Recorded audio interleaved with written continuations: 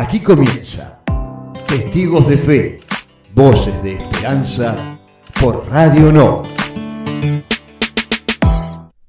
Hola, ¿cómo están? Estamos una vez más en los estudios de Radio Novak en el ciclo Testigos de Fe, Voces de Esperanzas, en los 50 años de la diócesis de Quilmes.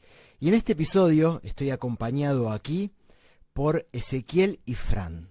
Ezequiel, que es oriundo de Berazategui, y que él cuenta que escuchó el llamado de Dios en su parroquia de la adolescencia, en San José y Santa Cecilia. Y está convencido que, como voluntario de las 2 jornadas mundiales de la juventud, la de Río de Janeiro y la de Cracovia, el mensaje del Papa Francisco caló hondo en su corazón. ¿Cómo estás, Ezequiel? ¿Qué tal? ¿Cómo va? Bien, muy bien. Gracias. Muy agradecido por la invitación y muy contento de estar acá. Gracias por Sí. venir. No, gracias a ustedes. Ezequiel, contanos, ¿cómo empezó tu caminar en la diócesis? Bueno, bien. En primer lugar, bueno, siempre de familia de fe. Creo que los más importantes en mi familia, si bien son todos obviamente, en relación a la fe, mis abuelas y mi mamá. Mi mamá llevándome a la catequesis, Nuestra Señora del Puente, ahí en Berazategui, el barrio San Juan. Y bueno, después peregrinaciones a Luján, con los jubilados. La verdad que me gustaba mucho, pero por la cuestión de ir con mis abuelos. Bueno, después ya más grande, en la parroquia San José y Santa Cecilia, ahí escuché de alguna manera que en todo ese proceso, en ese tiempo, en esos años, el llamado de Dios. Y bueno, fue específicamente en un retiro de confirmación, donde el padre Eduardo Silio, Sí. que estuvo en San José y Santa Cecilia, fue el sacerdote que nos recibió en la confirmación a mi grupo y a mí, contó simplemente su testimonio vocacional. Y ahí hubo algo que me marcó. Quedó la pregunta, o sea, como que sembró ahí tipo una duda, y ahí empecé a caminar. En la Jornada Mundial de la Juventud, en el 2013, tuvimos la posibilidad de ir con muchos amigos de esa misma parroquia. Como era relativamente cerca, Claro. hicimos bizcochuelos, empanadas, un montón de cosas como para juntar dinero e ir.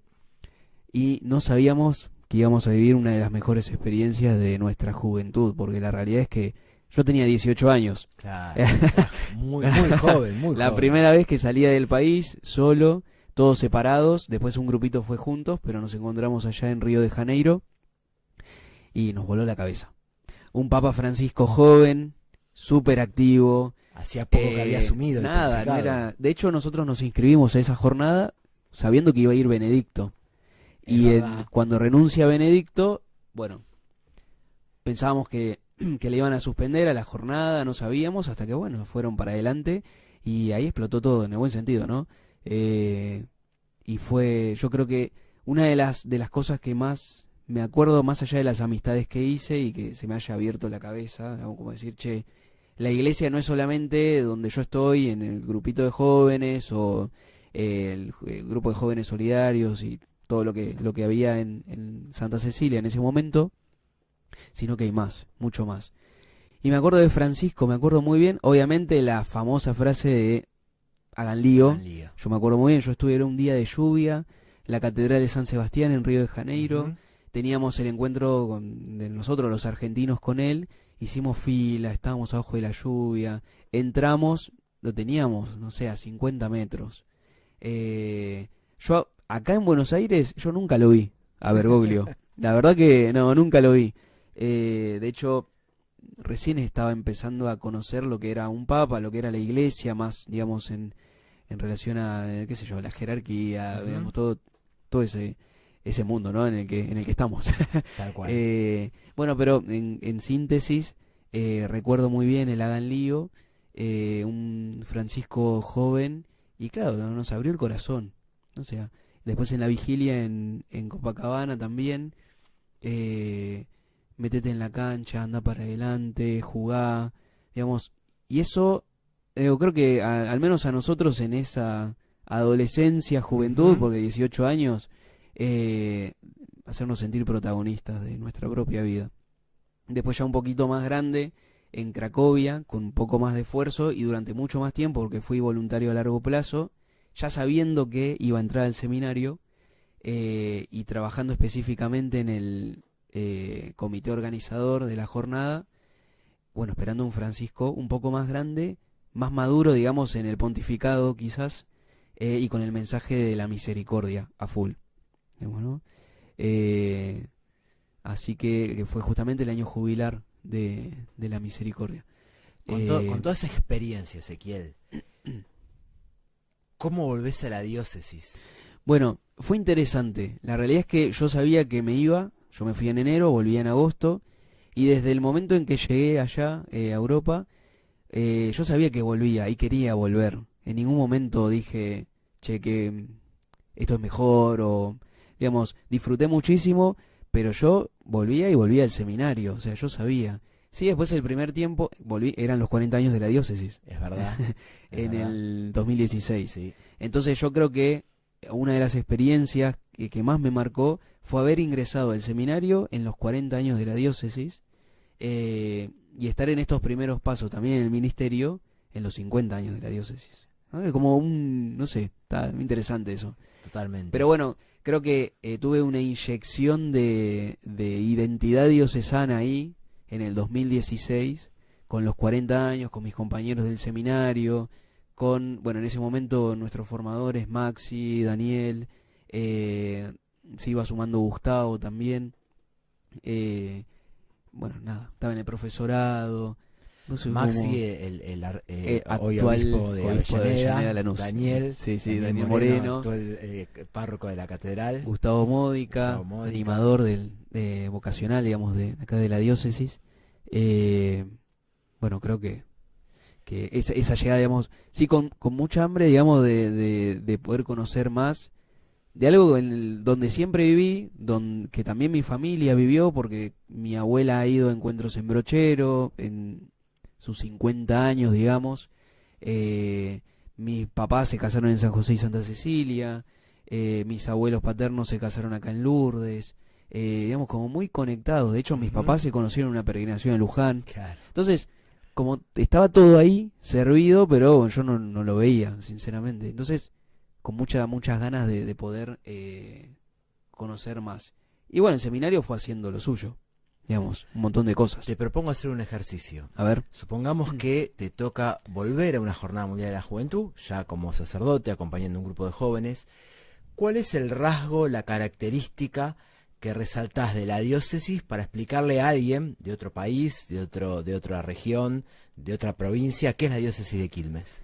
Yo creo que hay algo que tenemos y que tenemos que cuidarlo muchísimo, y es la autenticidad que tenemos. Está bien que está marcado por la cuestión histórica, digamos, y también de nuestro país, pero yo creo que los 4 cauces, es así como vienen los cauces, digamos. Esto es algo que son para nosotros guía, y creo que contaría, de hecho lo he contado muchísimo, sí, creo que es lo más importante que tenemos, ¿no? La opción preferencial por los pobres, sí, la misión, el ecumenismo, defensa de los derechos humanos.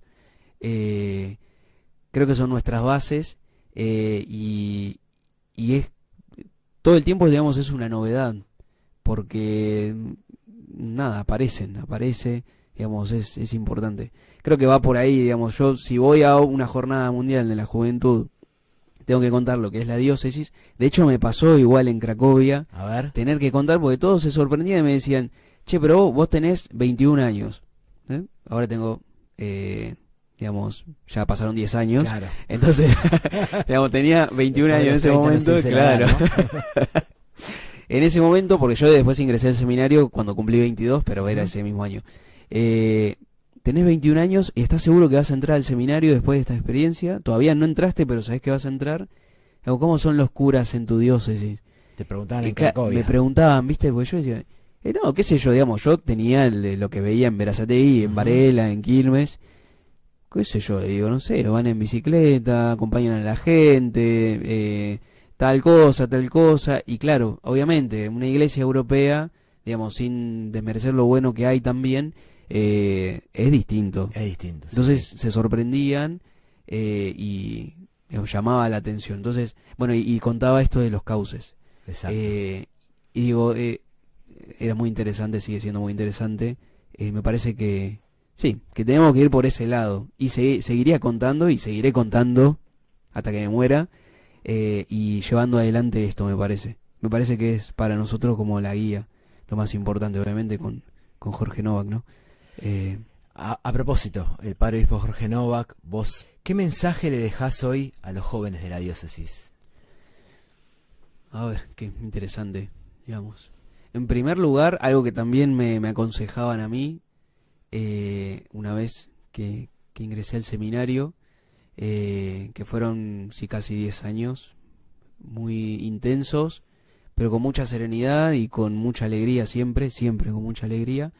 Digamos, y creo que ya lo dije recién, no perder la autenticidad y también la valentía. Yo creo que Jorge Novak, como primer pastor de nuestra diócesis, fue muy, muy valiente. Uh-huh. Y confiado en el anuncio del Evangelio. O sea, hizo un montón de cosas, obviamente, pero siempre arraigado a el anuncio de la buena noticia.